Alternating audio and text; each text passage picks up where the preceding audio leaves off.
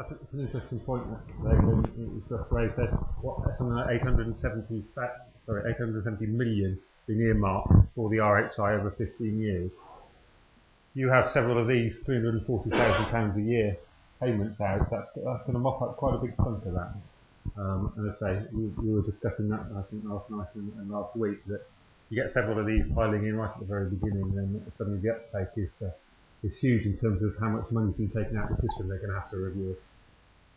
Yeah, but I think perhaps where you're coming from is that if you like the security of a fairly large investment you might make in kit, and if 2 years down the line the price goes against you, as it were, I guess that ties into what Glyn's was saying about going into potentially longer term supply contracts with your fuel supplier. If the answer is as rosy as that suggests, then to enter into something that's got a more of a firm price for the next 3 years that may be at a premium to this year's price is the sensible and safer business decision to make. And it's like any other commodity that you might buy from when you sit down to decide to buy all your fertiliser for this year just at this very moment because you think the price is right or what have you. It's just all, it's the same business decision at the end of the day.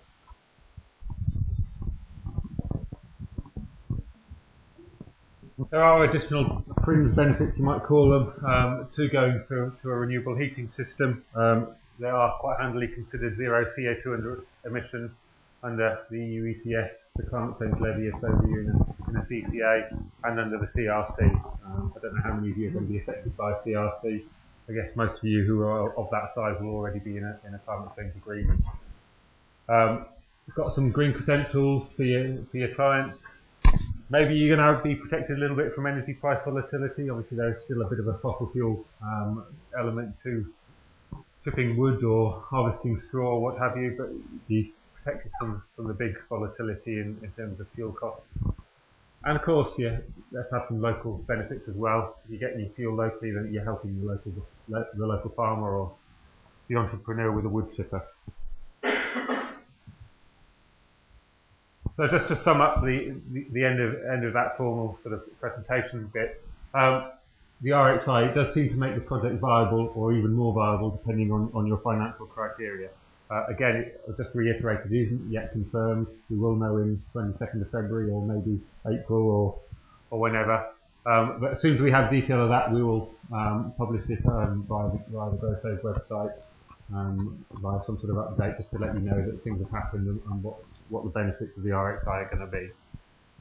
As you can see, fuel costs are key to the system, making it economically viable. Again, just reiterate, don't forget to factor in all these other things. I think the combination of that lot comes to about £30,000 in terms of some of the systems we were just showing you now. And of course, you can just use our little helpful calculator to determine how viable the system is to you, if you'd like to do so. If there are no more questions on that section, what I'm going to just move on to is just looking at some three greenhouse businesses that have actually done this. We're going to look at LF Geaters, who is a 1.6 hectare producer of cut flowers, who've gone to straw. Delfland Nurseries, who do a bit of plant raising and that sort of thing, who've gone to wood chip. And Lanoyce Nurseries, again, I think they still grow quite a lot of Alstroemeria, who've also put in a wood chip boiler.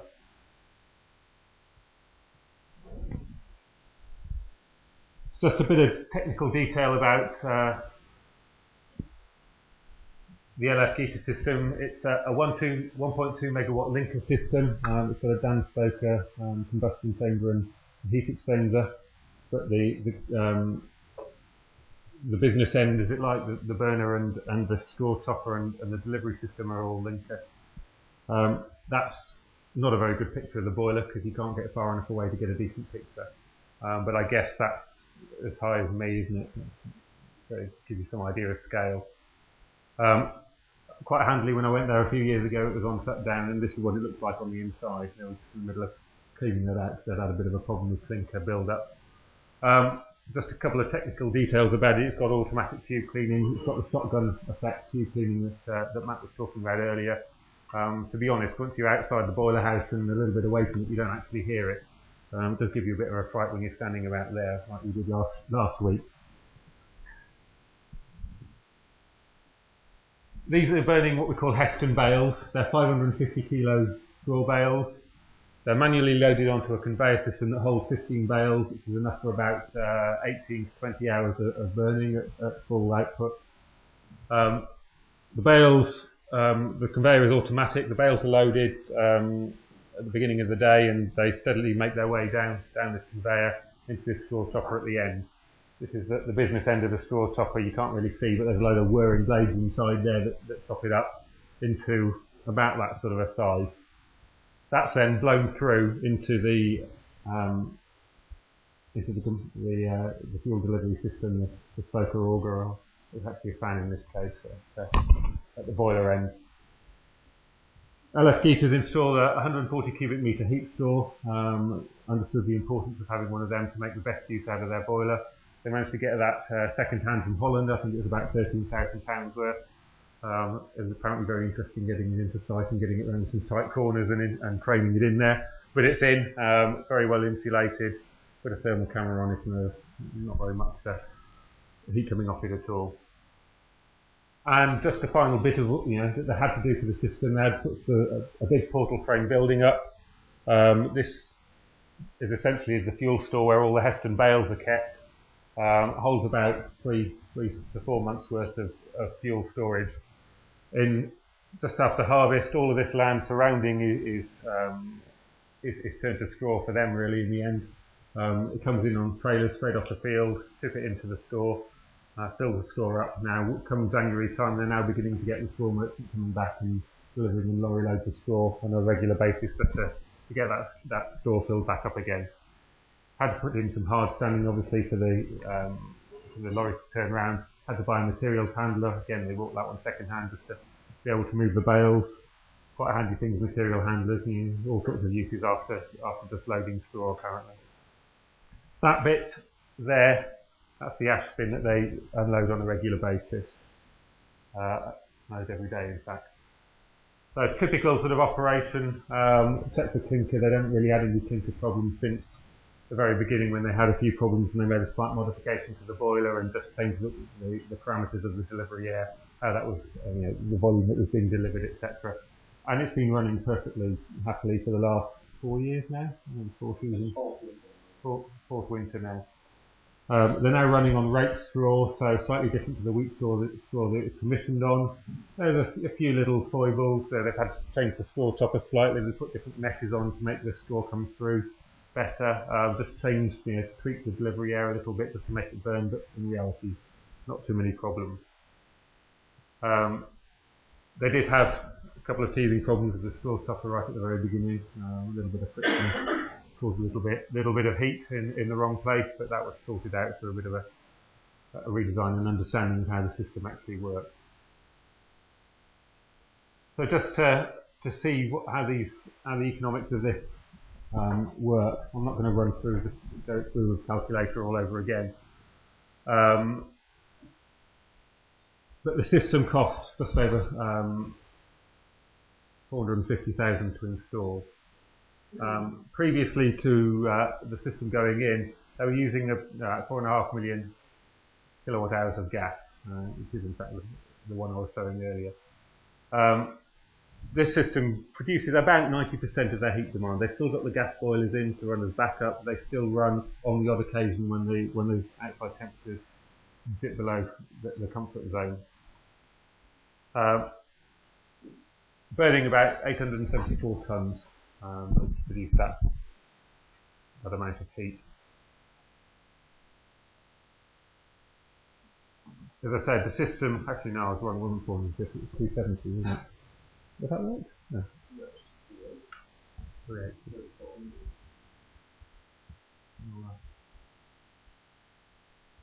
I said 283. Just looking at the financials of this then, looking at it 90% straw, or the 90% of our heat output being produced by straw, it's worth to them £43,934 a year. estimate. I don't know why I put the £4 in. Unfortunately, they're ineligible for the RHI because it went in whenever it went in. Having said that, if they were eligible, obviously it would be worth just over 100,000 to them. Which is a bit unfortunate, really, because if you look at the paybacks on the system, install cost of 283, without the RHI, it's going to be about 7 years. With the RHI, it would have been under 3. However, their fuel costs now for straw are roughly what they were paying for gas 4 years ago, so it's protected them a lot from that fuel price, from that gas price increase. And as Mr. Geater was saying last week, without it, they probably wouldn't still be trading. It's helped their business carry on forward. So, from their point of view, it's been a very positive thing to have installed. A slightly different approach now. This is Delfland Nursery's, the plant raisers I was talking about earlier. They've installed in their 3rd season now a 900 kilowatt Gillies wood chip boiler. This has no heat store attached to it because they couldn't afford to do so at the time, and they've essentially tried to fit it all into an existing building, the existing boiler house. So that bit there, it's not a particularly great photo, but that's a wood chip store of about 1 night's capacity, which they fill in of a morning, obviously before they go of an evening.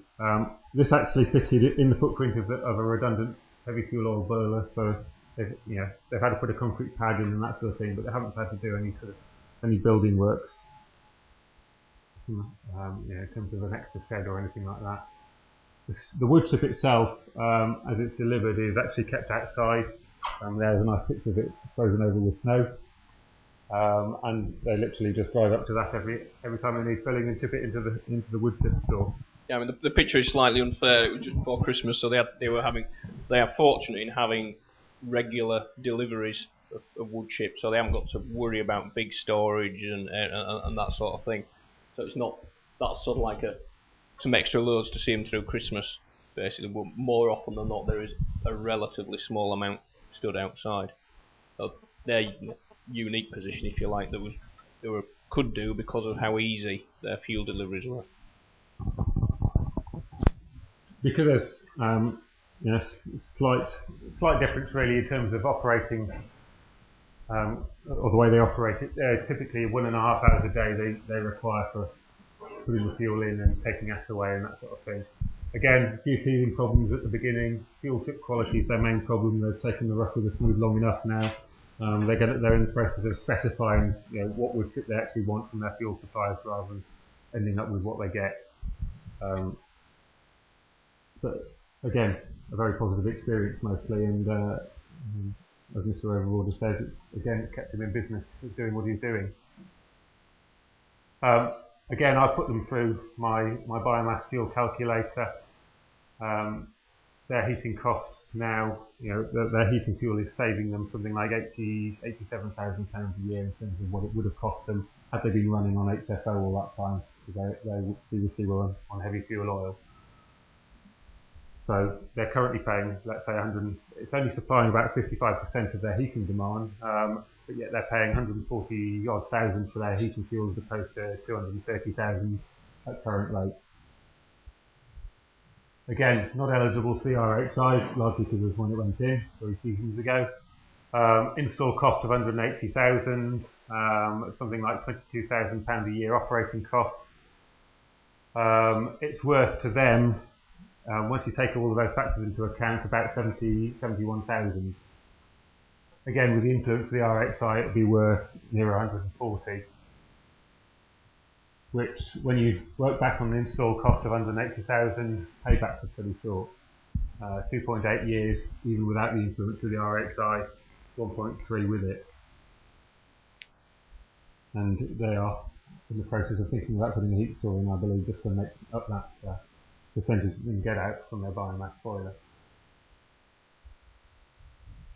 Final system, really. I might just ask Matt just to describe the system in a bit more detail, because he knows it far better than I do.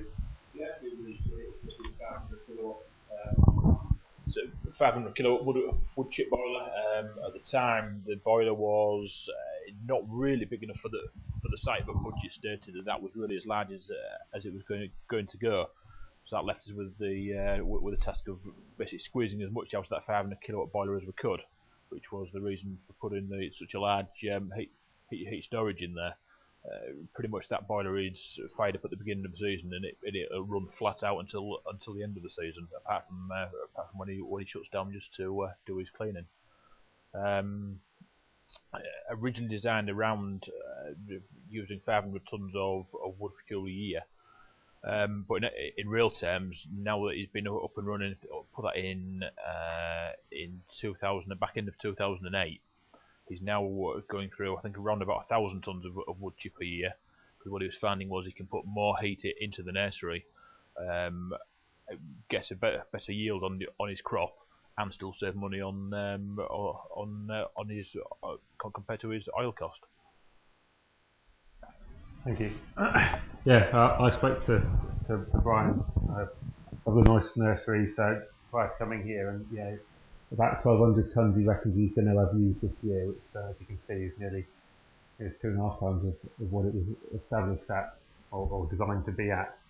He's now in the process of thinking of putting in another 500 kilowatt boiler, possibly to take advantage of the RHI for that particular system if the regulations will allow it. To give him that extra capacity that he always needed. As you say, it wasn't really big enough for his nursery at the time. It's still not really big enough now. For those of the people that are worried that they need backup systems, he hasn't burnt any oil at all. This system actually provides him 100% of his heat requirements. As I say, it runs 24 hours a day, all the way from the beginning of the season to the end of the season, using that 60 cubic metre buffer store to take away the peaks and troughs.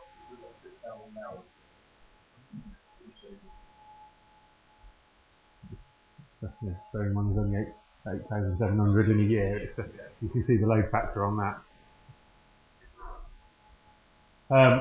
There's very few bits of automation on this particular boiler. I doubt it's got automatic starters, it's automatic ignition. It did have it, alright, okay. There's one system that doesn't need it.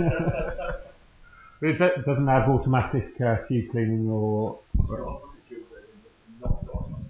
no automatic de-ashing. Right, okay, so he has to spend 30 minutes a day emptying the ash and doing the checks and de-ashing it.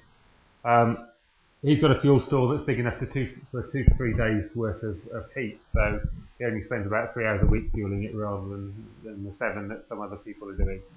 On top of that, bit of a shutdown period every 1 day a week, just sort of general cleaning and maintenance and that sort of thing.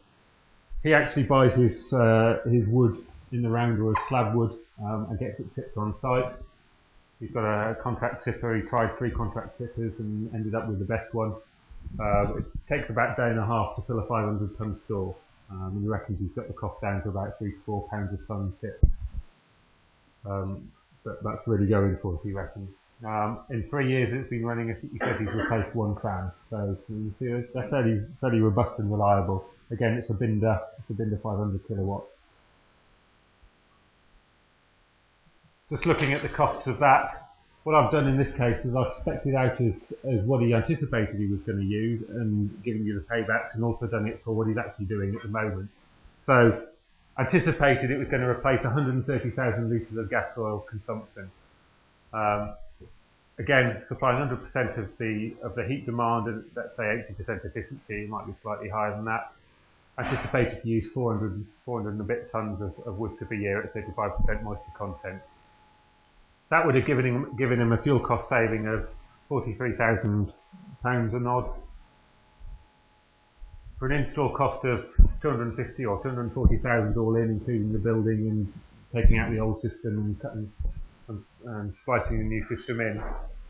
That gives a payback, including operating costs of 17,000 a year, of somewhere around 9.5 years.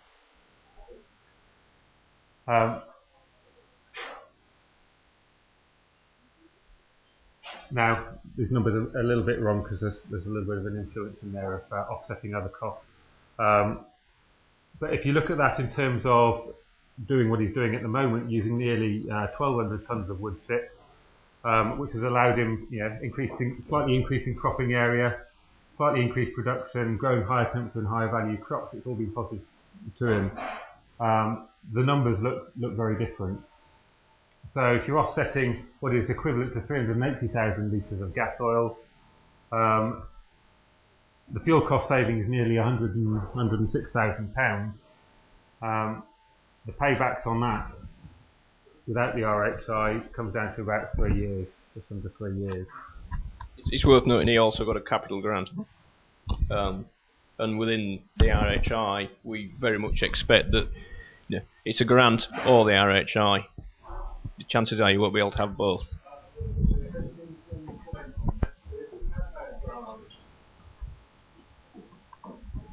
There has been some clarification on that, and what we think is going to happen is that any system put in after, is it the 14th of June, or is it the 14th of June 2009 will be eligible for the RHI. So even if it's gone in before now, you can claim for the RHI if the system comes in. But if you've had a capital grant, if that is EU money, then you've got the option to pay the grant back and take the RHI. Okay.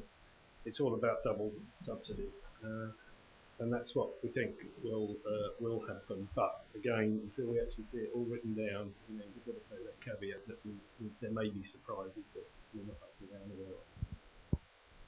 Yeah, I think the key fact for Lanoyce Nurseries was actually the impact it's had on the business.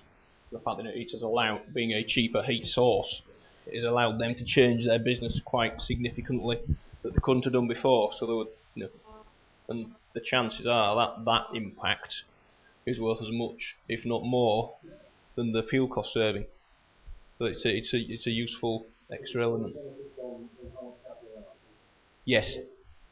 Yeah. There are criteria that this equipment has to meet, but yeah, a large part of it, if not all of it, should be eligible for enhanced capital allowance, so you can reclaim the capital cost in year one, or a big chunk of it. So yeah, there's a. Agriculture and horticulture can have, I forget, is it 20 or 30,000, John? I can't remember. 20. Yes, can get us interest-free loan from the Carbon Trust of up to £20,000. So when you're looking at the sort of numbers we're talking about for these installations, it's not going to go far.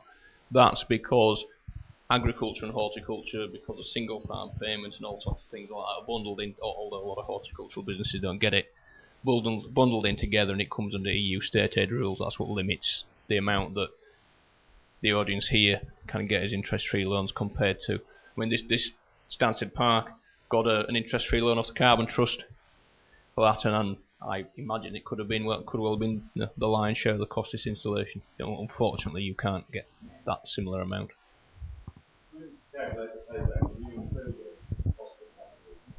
No, not in that simple thing. Because of the cost of capital, different people varies to whatever. So that's for you to take whichever direction you wish. But I mean, it's that calculator of ours is it's very simplistic. It's intended for any of you to look at and go, has this got a hope or not? If it's now actually, and if you're coming up with figures, if that's coming up with figures of 3 to 5 years, the chances are you'll go, actually, we need to be looking at it properly. That's very sort of like a first filtering point, if you like. That's its intended purpose. Okay. Actually, that pretty much wraps up what I have to say on these three nurseries. You can see that there are nurseries that have actually gone out there and done it. It's perfectly possible. It works. In the case of the Lanoyce nurseries, they do have a backup system, but they haven't used it for 3 years, and it's been a very positive experience for them. Can I say something about Delfland? I spoke to John Overvoorde not long ago, and he said he changed supplier on his wood chip because overnight they put his price up 20%. Visiting plant raisers, which a company you well know, they've turned off their wood chip boiler because it's cheaper at the moment to run on natural gas. Is it wood chip or a wood pellet? Plant raisers is wood pellet, and so if you see in those figures that John had up there, the cost of wood pellet compared to the cost of gas, you just wouldn't do it. So to turn it off, it was the right thing to do. I'd reiterate that I should never have gone in the first place, really, with the dedicated wood pellet system.